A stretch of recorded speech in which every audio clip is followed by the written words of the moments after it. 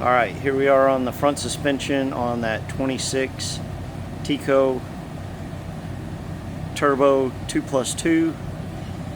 I already did the driver's side just so I can see how things went. So basically, here's the passenger side. It's going to be the same thing. So you're going to need a 13mm and a 14mm. 14mm is the nut side, 13's on the bolt. All you're going to do is just take out, all it is just a bolt that held that on right there, and then one up there held this shock on. And then what I did is I found with doing the driver's side, these lifts are a little bit higher than I figured they were going to be, and this shock was about a 1/4 of an inch past those holes up there.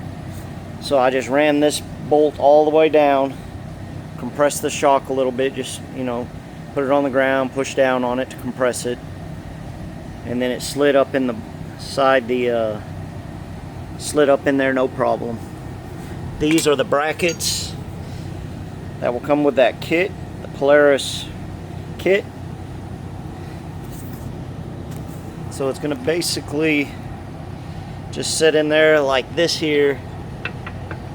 And the only thing I've noticed is those holes right in there, the bottom that go to the factory, are about just a little less than 1/8 of an inch off. Sits flat on the arm like it's supposed to. So what I did is I have this unibit or step bit, whatever you want to call it. I call it a unibit. Some people call them step bits. I just took it in there, take that bracket off. This is the lower arm on it. This is the only one that you have to do this to. So just take it in there, and it needs to go up. So I just ran it in about one step in, and then I kind of just started holding it on the top like that, and just started moving up and down to take off whatever I needed on the top side. And I did the same with the back. Then once you get that in, it will fit with no problem. Once I get that on, I will show you the next step.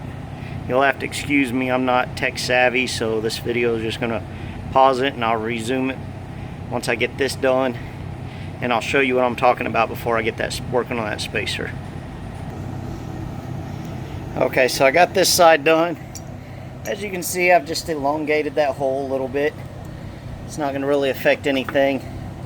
There's still plenty of material there. And all this is just for spring. So as you can see now, it fits in good, goes through the other side. But I'm going to have to, now I got to go to the other side and do the same thing. Bring it up that little bit. That way it'll go through this bracket here. And as you can see, that bracket is like, it's got to be 1/4 inch thick. So let me get that done, and then I'll show you what we're looking at so far. Alright, so I got both sides cut out for it. As you can see, they're just walled out a little bit. This sits flat on the arm, and a little easier to line up when you got both hands, but there you go. That's all it is. There will be a spacer that'll go in right here. I'll show you that here in a minute. But as far as to the cart itself, that is all you've got to do. Wallow those two out, and then let me show you the spacer. These are the aluminum spacers that come with the kit. So you really need to take off about 1/8 of an inch. So, and then once I cut that off, what I'm using is just a cut-off wheel for angle grinder. You can file it down, you can use bandsaw, whatever you've got. But this is what I'm using right here. I just put it in my vise and cut that off. And then once we get that put in, I'll show you once I get it cut. I file it down, get any burrs off or anything like that. I'll show you this piece compared to the stock one here in a second once I cut it off. Alright, so here they are after I cut them. This is the one that comes with the kit that hasn't been cut. This is the one I've cut. So you can tell I've taken off maybe 1/8 of an inch roughly. So that's the only thing on the kit that you've got to cut down is this. Just you could either, they're aluminum, so I use these to get all the burrs off and everything. And like I said, I use that to cut it. So you can use whatever you need to cut it. So basically it's 1/8 of an inch off. So now when you come over here, what I found that, see, it still won't fit. It's about 1/16 of an inch off. And then when you put that bracket on, there's a little bit of a gap there. Just a small little gap, as you can see here. Oops, got it on the wrong. It's got just a little bit of a gap in between the two.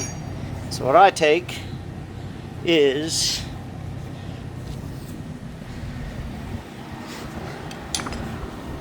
pry bar, hammer, whatever you need to do to get it off. Like I said, I don't have tripod or anything like that. This is just amongst the video I'm doing to help out with people wanting to do this stuff. So anyhow, I'm not going to be able to get my phone to stand up. Take this, a few whacks, hold it right there at the top of the bolt, or where the bolt hole is. Hit it a few times on the end, just to where this spacer that you cut will fit in there. And then by the time you get this in there, tighten it down, it is not moving it at all. So let me get this hammered out a little bit, and I'll show you what it's like with the spacer going in, then we'll get that bracket mounted on. Alright, so I got those spaced out a little bit. As you can see here, the spacer fits in there pretty good. And by the time you put this bracket on, fits right in there. And if you notice, on this bracket, it's got that little lower lip there. That fits in that hole right there on that swing arm. See how it sits down in there right there?